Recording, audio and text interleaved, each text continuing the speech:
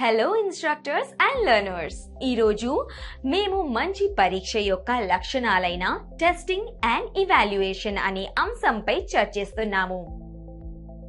ఈ సెషన్ ముగింపులో మీరు చేయగలరు: పరీక్షల ప్రయోజనం మరియు లక్షణాలను పేర్కొనండి, వివిధ రకాల పరీక్షా పద్ధతులను జాబితా చేయండి మరియు వివరించండి, పరీక్ష అంశాలు మరియు వాటి కీలక పదాల సంక్లిష్టత యొక్క 3 స్థాయిలను జాబితా చేయండి. విద్య యొక్క ప్రతి దశలో అభ్యాసకులు సాధించిన విజయాలను కొలవడానికి పరీక్షలను నిర్వహించడం ద్వారా బోధన మరియు అభ్యాసం పూర్తవుతుంది. పరీక్ష అనేది అభ్యాసకులచే అన్ఎయిడెడ్ పర్ఫార్మెన్స్ గా నిర్వహించబడింది. ఇది అభ్యాసకుల విజయాలు మరియు ఉపాధ్యాయుని విజయాన్ని కొలవడానికి ఒక సాధనం లేదా కొలమానం.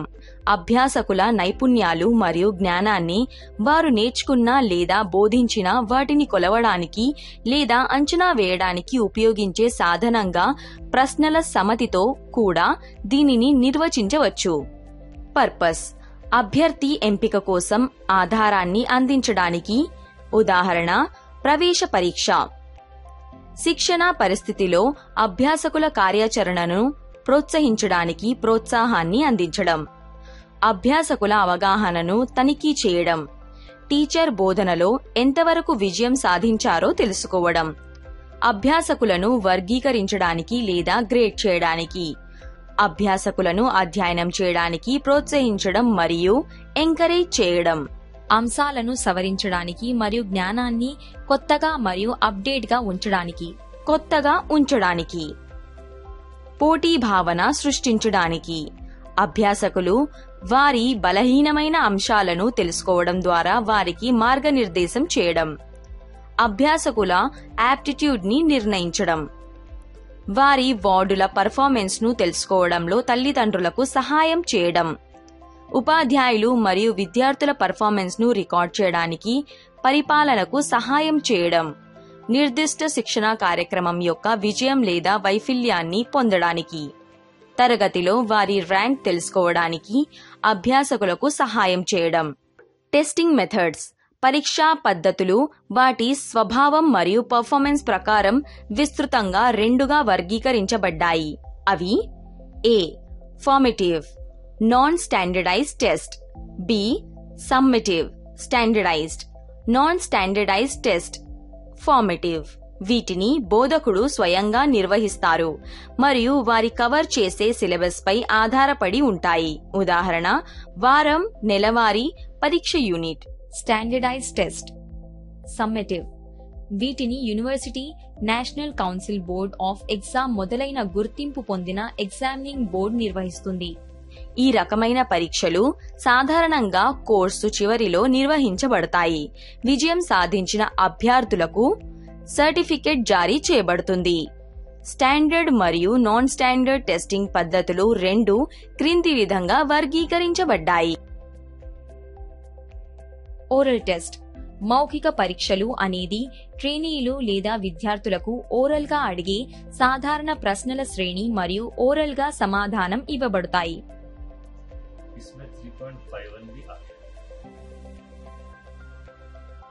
Writing exam. రాత పరీక్షలు. ఈ పరీక్షలు మౌఖిక కంటే చాలా ప్రభావవంతంగా ఉంటాయి. ప్రశ్నలు మరియు సమాధానాలు 2 వ్రాత రూపంలో ఉంటాయి.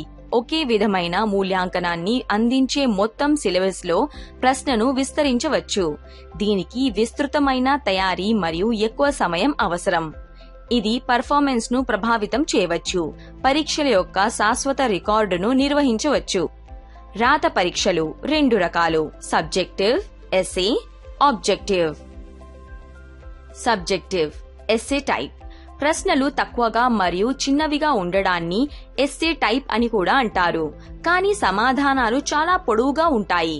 ప్రశ్న పత్రాలను అమర్చడం సులభం, కానీ తనిఖీ చేయడానికి ఎక్కువ సమయం పడుతుంది.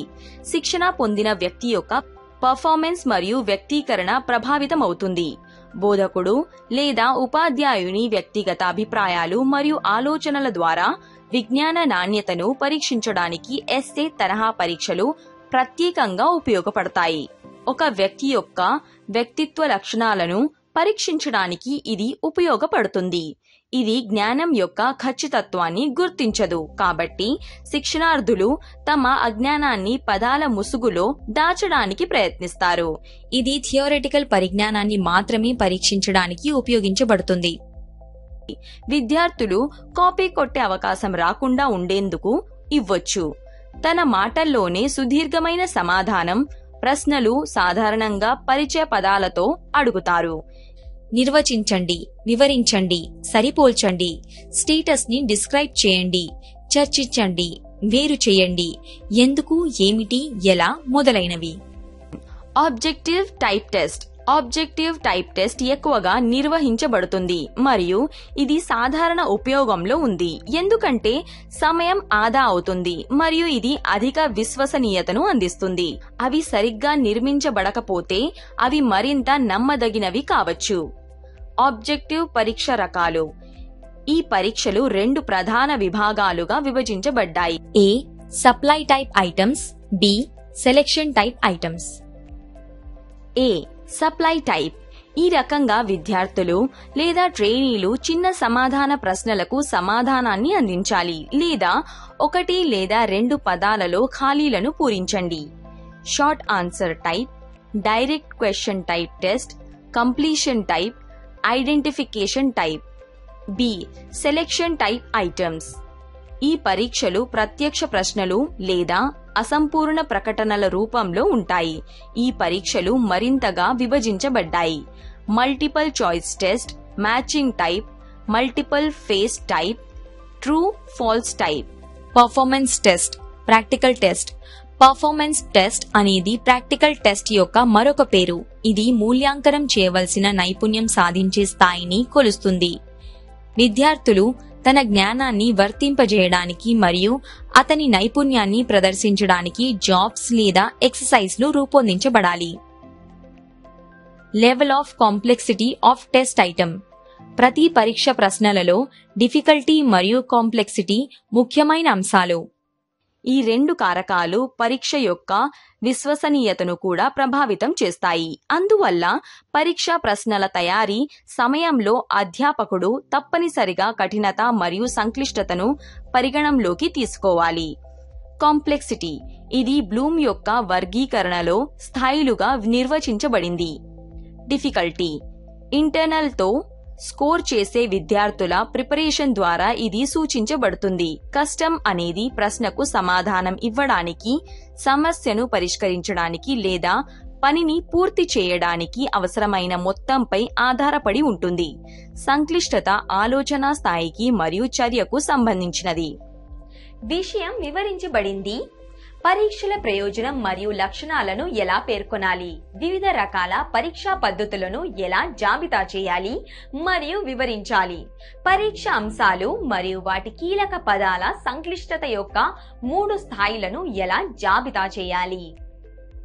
మీరు ఈ అంశాన్ని అర్థం చేసుకున్నారని నేను ఆశిస్తున్నాను.